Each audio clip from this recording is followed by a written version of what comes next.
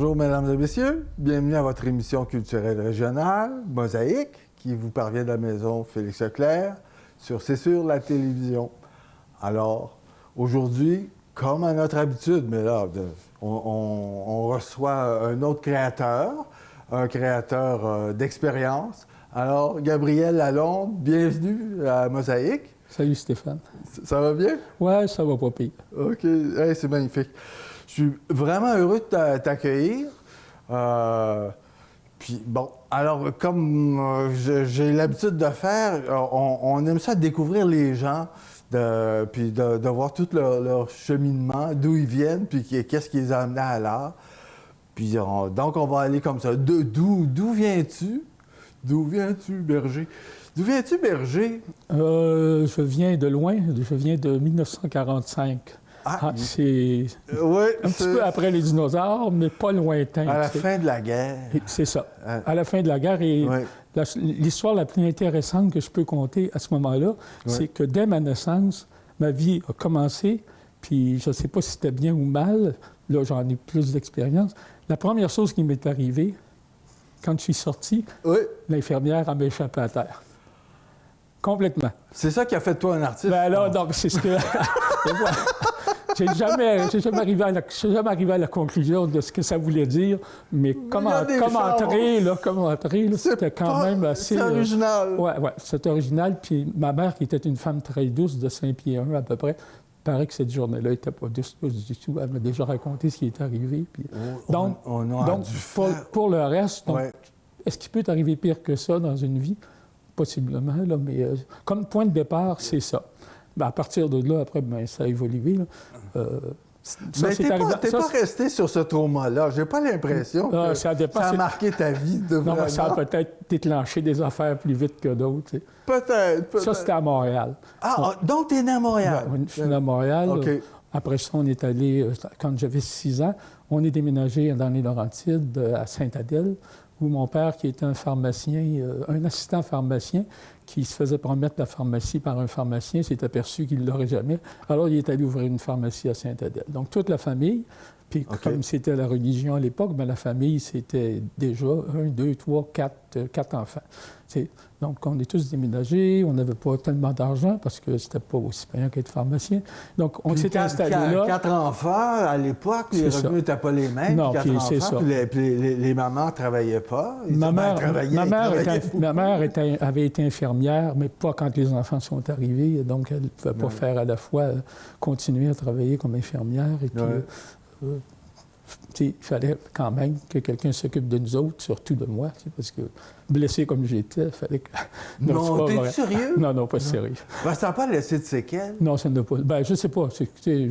Ta mère t'a pas parlé? Non, j'aime mieux dire que non, ça ne l'a pas laissé, mais peut-être que ça ne l'a pas laissé. Vaut mieux dire ça. Donc, Sainte-Adèle, j'ai été là jusqu'à l'université. J'ai commencé très tôt à travailler parce que Sainte-Adèle, il n'y a pas grand-chose à faire. Comme maintenant, il n'y avait pas beaucoup d'ouvrages, sauf l'été puis aux périodes de ski, où c'était déjà quand même développé touristiquement. Donc, j'ai commencé à faire des job-ins pour mon père. Je descendais, puis ça aussi, c'est l'époque des dinosaures, tous les jours. Donc, tu travaillais à la pharmacie? Oui, bien, j'ai aidé mon père au départ. Après, j'ai travaillé à la pharmacie. J'ai presque posé, il ne faut pas le dire quand même, mais à une époque, je posais des gestes de pharmacien. Quand mon père s'en allait, non, mais c'était pas comme c'est maintenant. Tu n'avais pas des... C'est moins régi. Tu avais moins de pilules aussi, puis tu avais moins de... Oui, c'est ça. C'était régi, mais disons que plus tu étais loin de Montréal, moins c'était régi.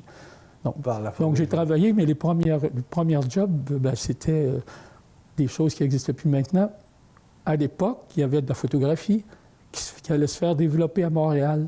Et nous autres, on était à Sainte-Adèle. Donc, tous les jours, j'allais à 7 heures porter, c'était une poche verte dans laquelle partaient les roules de film pour se faire développer à Montréal. C'était chez Limoges. Ça se développait, puis ça revenait le lendemain. Donc, tous les jours, 5 jours par semaine. J'allais, puis je revenais. En voiture? Tu partais en voiture? Non, à pied, dans le coin de Sainte-Adèle. T'as amené ça au bureau de poste? Non, à pied, ça descendait au terminus d'autobus. OK. Tous les jours. Puis le bureau de poste, bien aussi, c'était ma job de temps en temps de faire... et le bureau de poste, c'était quand même en haut de la côte, qui était une côte qui montait. Donc, j'ai fait mes exercices physiques très tôt. J'ai commencé à marcher. C'est ce qui te maintient en forme jusqu'à aujourd'hui? Peut-être. Parce que t'es un bon marcheur. Mais je te nommerai des choses après qui t'empêchent d'être en forme. Après, peut-être quand tu vieillis. Oui. Donc, c'est ça. Après, je suis allé à Sainte-Thérèse parce que, comme tout le monde, j'étais sujet à devenir un bon curé, j'imagine. J'étais au séminaire de Sainte-Thérèse et j'ai été étudié là. Ouais, j'ai été pensionnaire. Une place invraisemblable. J'ai été pensionnaire pendant 6 ans. C'est ça, c'était 7 ans. J'ai été pensionnaire, puis je sortais 2 fois par année, à Noël puis à Pâques. En dehors de ça, mes parents n'avaient pas d'auto à ce moment-là. Je ne voyais personne d'autre. J'étais à Mayon. J'étais tout seul, je pense, au séminaire. Ça, c'était le 4e chez vous? Oui. Marie-Jacqueline, non, le 3e. OK. Marie-Jacqueline, Gabriel, Luc, Marc, Soupé. Ça, c'est ma mère qui disait ça le soir. Alors, c'est le même que je les ai retenus. Okay, donc, j'étais à Sainte-Thérèse, j'ai fait un cours classique. Ouais. Mais j'ai pas fait j'ai pas fait la méthode. Je pense que je suis passé directement en versification. Mais est-ce que déjà à ce moment-là, tu étais attiré vers les arts? Parce que, bon, là, on voit des tableaux autour de nous. Les gens vont dire, c'est un artiste visuel, mais t'es pas qu'un artiste visuel, puis même, t'as pas commencé. Non, j'ai pas commencé. Puis j'ai commencé vraiment à développer quelque chose relatif, qui est le lien avec l'art. Bon, mes parents lisaient. Mon père, à la pharmacie, il n'y avait pas de livres. Il y avait la petite bibliothèque locale, mais qui était contrôlée par les curés et les bonnes sœurs. Il n'y avait pas un truc avec les livres? Non. J'ai lu la question. C'est ça. Il n'y avait rien, mais mon père a rentré une section livres parce que lui, il lisait. Ma mère lisait. Donc, les enfants lisaient. Moi, j'ai appris à lire très tôt. Des marabouts. Des marabouts, des Bob Moran, comment il s'appelle, l'autre, l'aviateur, là, puis c'était... là, c'est trop loin. Okay. Mais j'ai appris, mais il a monté, et il y avait des livres intéressants. Des signes de piste. Oui, des signes de piste, j'en ai lu. Mais à la pharmacie, il y a des livres intéressants, ce qui fait que j'ai rencontré des gens qui venaient. Il y en avait beaucoup qui étaient... plus éduqués, pas culturés, parce que c'est un mauvais terme, mais qui savaient de quoi ils parlaient. Okay. Donc, j'ai rencontré des gens qui sont venus, qui étaient des gens importants. Le père Parizeau, le vieux père Parizeau, venait chercher ses livres. Celui qui avait le Journal de Montréal, le Pelado, venait chercher ses livres. Et les gens venaient là parce qu'il y avait des livres. Et puis, il y en avait qui venaient en chercher. Puis la bourgeoisie montréalaise allait de toute façon en vacances, passait l'été dans les Laurentides. Finalement, oui. Donc, ils venaient, puis il y avait des Anglos aussi, beaucoup au Chanteclair, l'hôtel. Donc, moi, j'ai travaillé dans ce secteur-là, donc je lisais des livres, déjà à ce moment-là. Donc, c'était la littérature en premier qui était comme ton champ d'intérêt. Puis rendu au collège aussi, après, ça fait des changements. Quand tu passes de la 6e année, que tu rentres au séminaire de Sainte-Thérèse, au collège, c'est très structuré. On dira c'est le latin, le grec. On dira ce qu'on veut quand même des curés que je n'apprécie pas particulièrement maintenant, mais il avait structuré des éléments culturels, l'enseignement, différemment au collège. Parce qu'en fait, en guillemets, il venait chercher l'élite pour en faire des prêtres de préférence. Oui, absolument. Donc, et j'ai eu des professeurs qui ont commencé à m'influencer, surtout en écriture. Il y avait Raymond Barbeau qui enseignait la littérature. C'était naturopathe. Les gens ne connaissaient même pas ce que ça voulait dire à l'époque. Mm-hmm. Et avec lui, j'ai appris... il aimait l'écriture que je commençais à faire. Il m'a encouragé, puis il m'a passé des livres sur l'écriture. Donc, ça, c'était en belles lettres. J'avais 15-16 ans, je ne sais plus. Même 15 ans. L'adolescence. C'est ça. Au cœur de donc, ça m'a ouvert des portes. Donc, et après, ça a continué, effectivement. Donc, tu as commencé à écrire à cette époque-là? J'ai commencé. Au collège? J'écrivais, je notais, puis je m'écrivais des affaires à moi-même, comme tout le monde. Pas comme tout le monde, mais...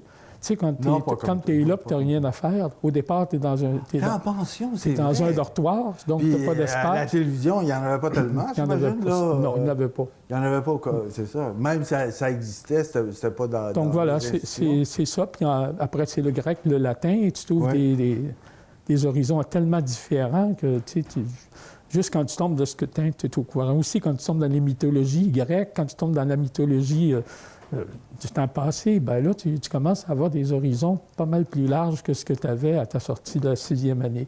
Alors, moi, ça m'évoque tellement d'affaires. Ben non, mais c'est ça, mais pour tout le monde qui a été, je pense, dans un collège classique, c'est ça. Absolument, oui. Et bon, après, c'était ça. Puis au collège aussi, à la fin, ben, on avait un groupe qui faisait de la musique, on faisait un groupe qui travaillait, mais on avait qui faisait de la chanson. Puis on a commencé vraiment, on a fait les boîtes à chansons, on a fait, il y avait une grande salle à Sainte-Thérèse, il y avait, dans les dernières années, je pense que je devais être je sais pas, peut-être en réto ou en philo. Oui, mais là... Et il y avait une grande salle, la salle... comment ça s'appelait? Ben, je pense que c'était baptisé Félix Leclerc. Ah, déjà? Déjà à la fin, puis on a dans donné, les années 60? Je pense qu'on a donné un spectacle avec Leclerc.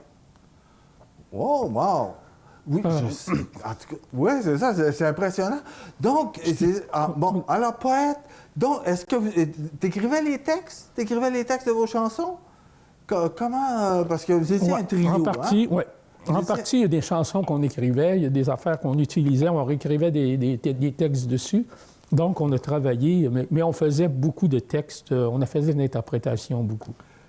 Mais vous chantiez aussi des poètes. Vous chantiez des poètes. On a chanté des poèmes.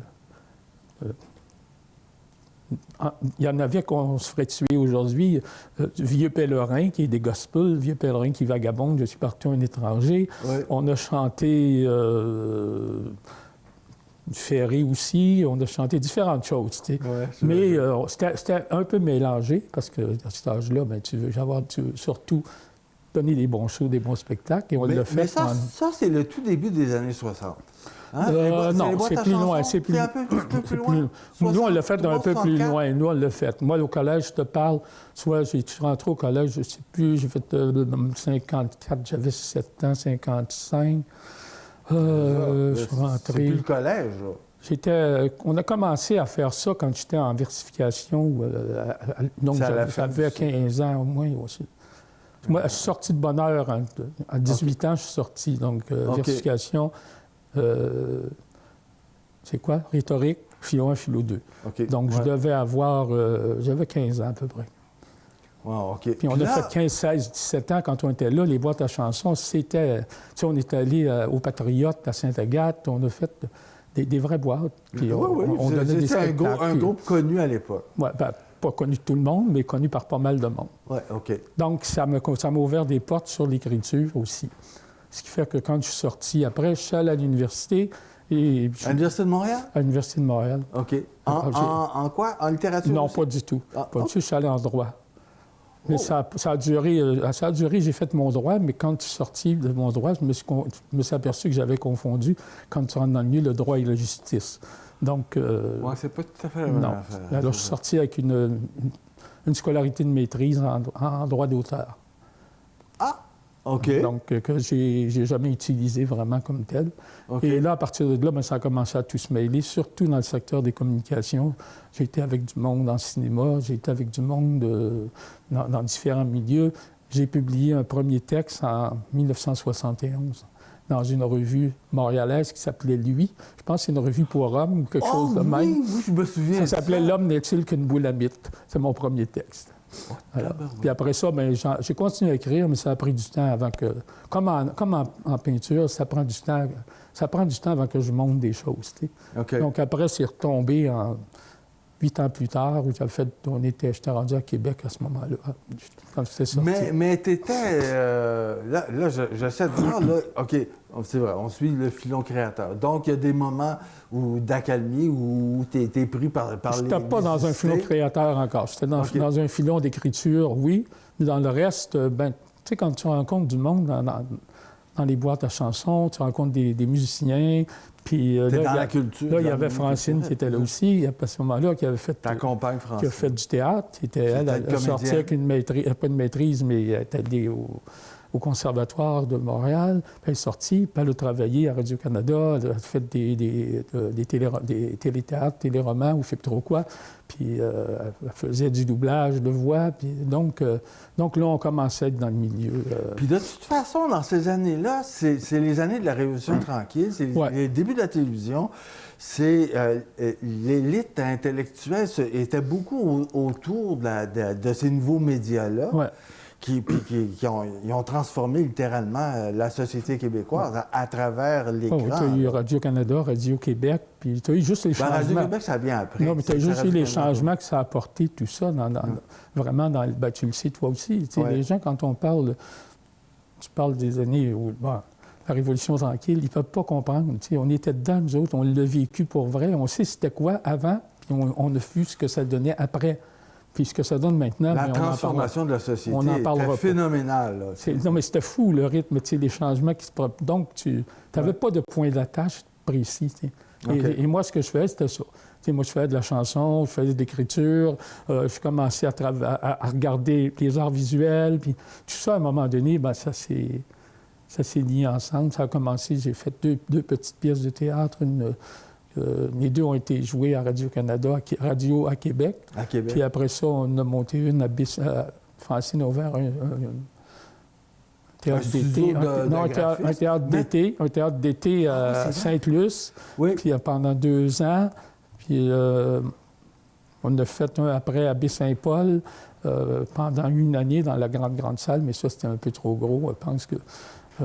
où j'avais... Un de mes textes était joué là, puis là, c'est là que ça a commencé, avec Baie-Saint-Paul, commencé à m'intéresser aussi à la partie visuelle. Puis, mais j'étais toujours plus porté parce que Francine a ouvert sa maison d'édition, donc on était dans le livre, on était dans les salons du livre, on a commencé aussi à aller en Europe un peu plus tard, mais dans les salons du livre en Europe, et c'est là, moi, j'avais commencé à travailler un peu, Francine aussi.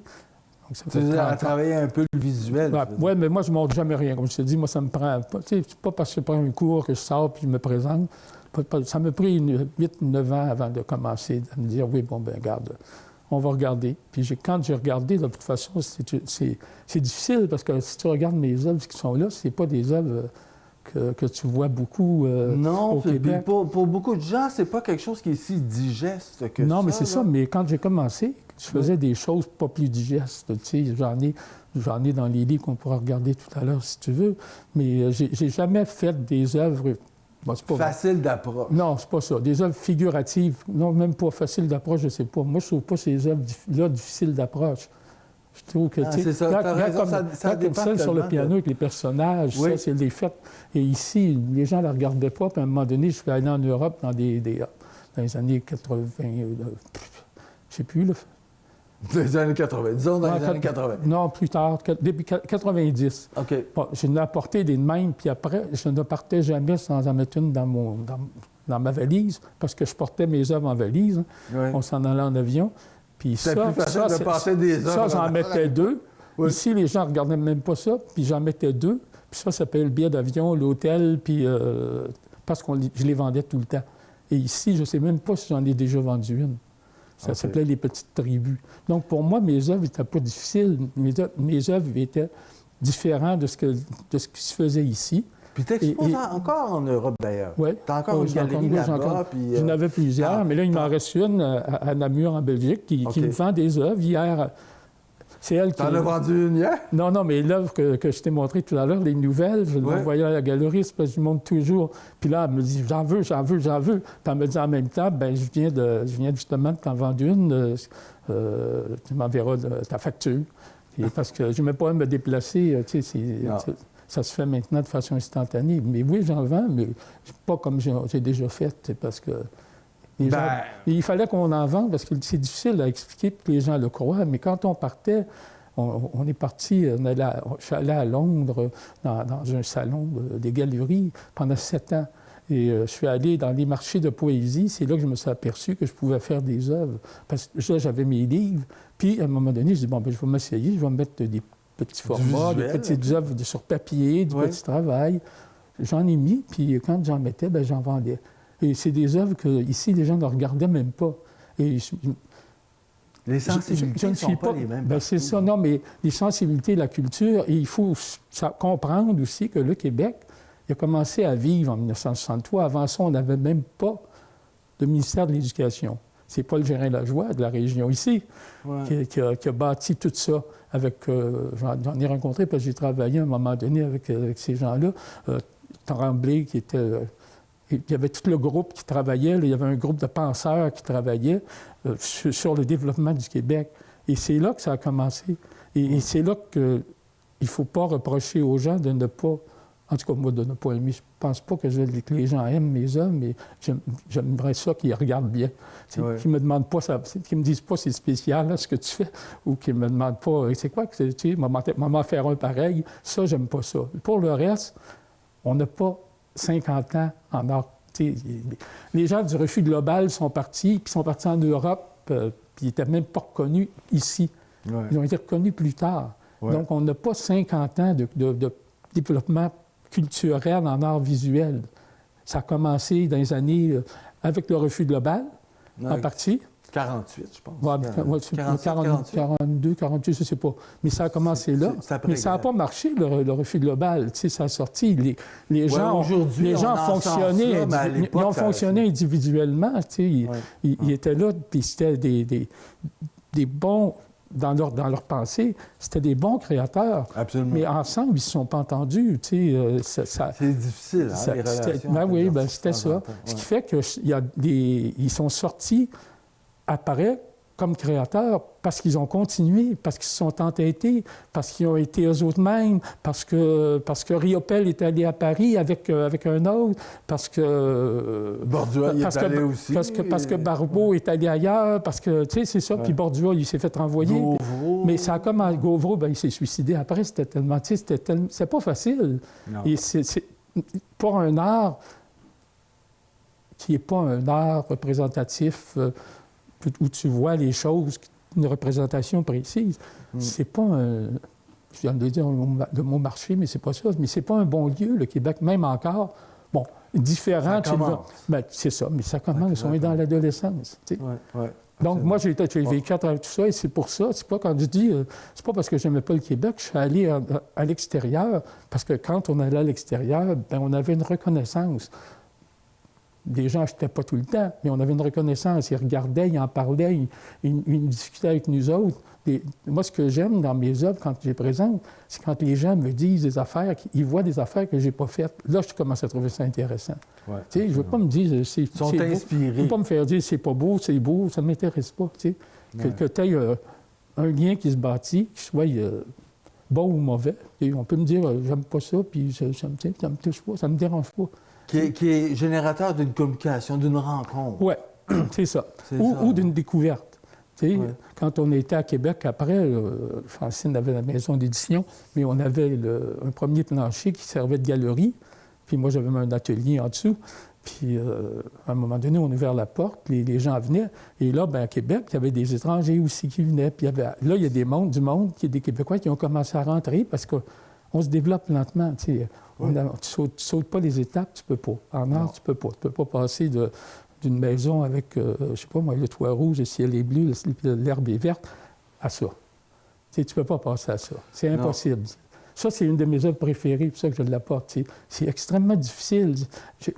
Quand je suis allé à Cuba, à un moment donné, pas en tourisme, on était allé à Cuba, on était s'installer, à un moment donné, on était dans la vieille Havane, puis on se promenait dans les quartiers pauvres et autres. Et quand je me suis sorti de là, on est sorti une journée, puis ça donnait des couleurs de même.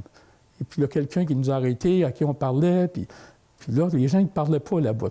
Les Cubains, ils disent rien. Ouais, c'est ça, c'est Cuba, c'est Cuba. Puis à un moment donné, il y a quelqu'un qui a commencé à nous parler, puis qui nous a montré un musée de céramique où il y avait des choses assez extraordinaires, où tout tournait alentour de l'enfermement.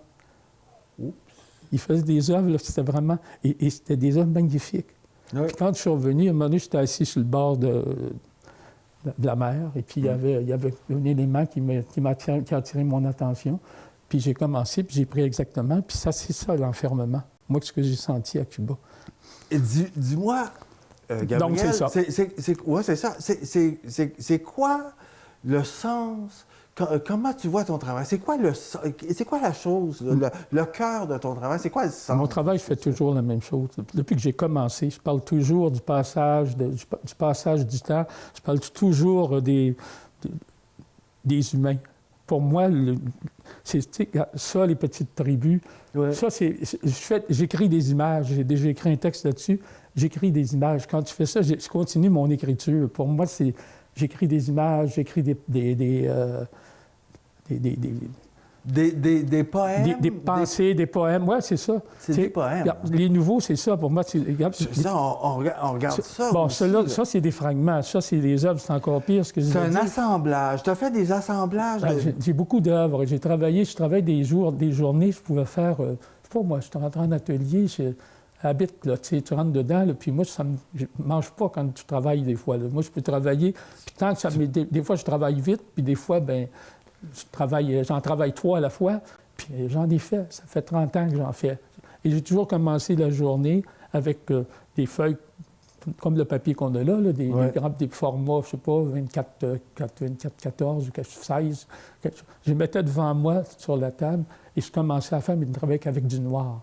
Et j'ai fait des mouvements seulement. Donc, j'ai des œuvres, là, personne ne peut se l'imaginer. C'est pas tout bon, tu sais. C'est ça, mais l'art, c'est ça, mais tu es quelqu'un de très discipliné dans ta vie de créateur. Tous les jours, tu descends à l'atelier. Mais tu ne peux pas faire autrement. Ben, là, maintenant, moins tous les jours, parce que je ne veux plus non plus m'ensevelir sur moi-même, là, mais j'en fais régulièrement et j'en faisais parce que c'est ça, faire de l'art. C'est pas de prendre un thème d'exposition à un moment donné puis dire on va travailler sur le thème. Ça, c'est le fun à faire avec des amis et autres, mais il faut quand même que tu sois capable de livrer une marchandise qui évolue. Tu sais, tu ne peux pas refaire toujours la même affaire. J'ai eu des galeries à un moment donné au Québec. Ils voulaient toujours... Ils vendaient de mes œuvres. Pas des tonnes, là. Ils en vendaient, mais ils voulaient toujours que je refasse la même chose en plus grand format. J'ai dit non. Moi, ça, c'est le commerce. C'est ça. Voilà. J'ai dit, ça, t'es plus comme ça dans je vais vous en faire une. Comme j'ai fait celle-là, après, à un moment donné, j'ai arrêté d'en faire. C'est des récentes que j'ai faites, pas celle-là. J'en ai refait une petite série juste pour le plaisir de voir si j'étais capable de les faire encore. Je suis capable. Mais quand je suis avancé dans quelque chose, je suis incapable de refaire toujours la même chose. Il faut que... Mais non. Moi, ce qui m'intéresse, c'est la suivante. Quand je l'ai signée, pour moi, c'est une œuvre. Ouais. Et celle qui m'intéresse, après ça, elle ne peut pas toujours être dans la même pensée, dans la même veine, dans le même mouvement, dans les mêmes couleurs, mettre des formats de plus en plus grands tout le temps, parce que c'est ça qui se vend. C'est impossible. Et être créateur, pour moi, on m'a toujours dit dans ma vie... Souvent, moi, j'étais pour des poètes, j'étais un bon artiste. Pour les artistes, j'étais un bon poète. Tu sais, c'est correct. Mais ce qu'on m'a toujours dit, les gens avaient raison. Je ne voulais pas être traité non plus comme un artiste. Moi, il m'appelait, il disait, toi, tu es un créateur. C'est ça, exactement. Pas d'étiquette. J'ai dit, ça me va. Moi, je suis un créateur. Moi, quand j'ai quelque chose que je veux faire, je me dis, je vais le faire. Puis là, je m'avance, puis je fais des essais. Puis si ça m'intéresse, bien, je continue. Si ça ne m'intéresse pas... On est déjà... C'est mort. On est déjà au bout de notre... On arrête là. Puis on voulait lire des poèmes. Oui. Puis là, mesdames et messieurs, je pense que vous avez été aussi emporté que moi dans le récit. Il faudrait prévoir 10 minutes de plus pour les gens âgés de 70 ans et plus. Peut-être. En tout cas, je vous remercie d'avoir été avec nous. C'était un moment formidable. On n'a même pas commencé. C'est ça. On commence une conversation, puis c'est déjà la fin. Revenez nous retrouver à Mosaïque. C'est toujours des moments géniaux. Alors, bienvenue. Revenez la semaine prochaine avec nous à votre émission culturelle régionale Mosaïque. C'est sur la télévision. À la semaine prochaine. Malheureusement, c'est fini. C'est fou, oui, c'est ça.